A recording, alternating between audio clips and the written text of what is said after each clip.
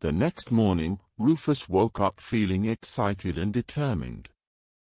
He knew that the evil sorcerer Darkus was planning something terrible for Warthog Academy, and Rufus was ready to use his magical powers to help protect the school. Rufus hurried to his first class, Transfiguration with Professor McGonagall. The strict but kind professor was amazed to see how quickly Rufus could turn his textbook into a teacup and back again. The other students watched in awe as Rufus showed off his incredible transforming skills. Throughout the rest of the day, Rufus continued to impress his teachers with his magical talents. In Charms class, he easily mastered the spell to make objects float, sending his quill soaring gracefully through the air. His friends giggled and clapped as they watched Rufus's magic in action. During herbology, Rufus chatted with the enchanted plants, learning their secrets. He even used his powers to help the plants grow bigger and healthier. And in potions, Rufus brewed a perfect shrinking solution, shrinking his huge cauldron down to the size of a tiny thimble. The professors were amazed by Rufus's natural abilities. They had never seen a dog with such a knack for sorcery before. Soon, word of Rufus's magical prowess had spread to all the students at Warthog Academy. Everyone wanted to learn spells and tricks from the talented pup. When Rufus wasn't in class, he loved to explore the whimsical grounds of the school. He would chase after the mischievous enchanted squirrels that darted in and out of the towering trees. Rufus also enjoyed sneaking into the kitchens, where the friendly house elves would happily refill his food and water bowls with just a snap of their fingers.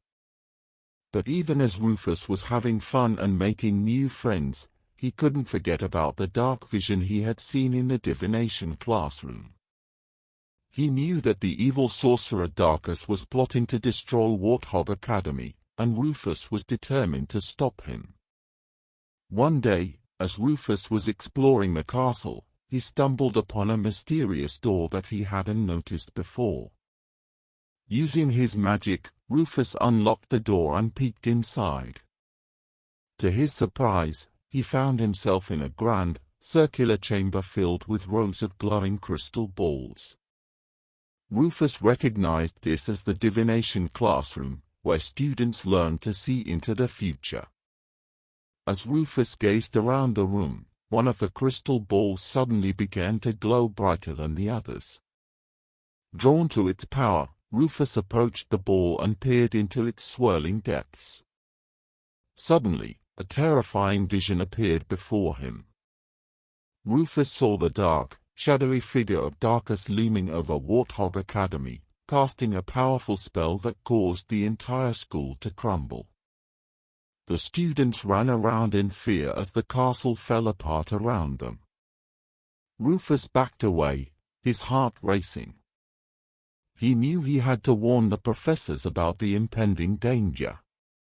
But just as he was about to leave, the door slammed shut behind him, trapping him inside the divination classroom. Rufus barked and scratched at the door, but it wouldn't budge. He was stuck, with no way to alert the others about the dark vision he had witnessed. That's when a sinister voice spoke up behind him. Well, what do we have here?" the voice drawled. Rufus whirled around to see the tall, hooded figure of Darkus emerge from the shadows, his eyes glinting with malice. "A little dog, wondering where he doesn't belong," Darkus hissed. "You've seen too much, my furry friend. And now, you must be silenced." Rufus braced himself as Darkus raised his wand, but just then, the door burst open and a group of professors came rushing in, led by the headmaster, Professor Puffington.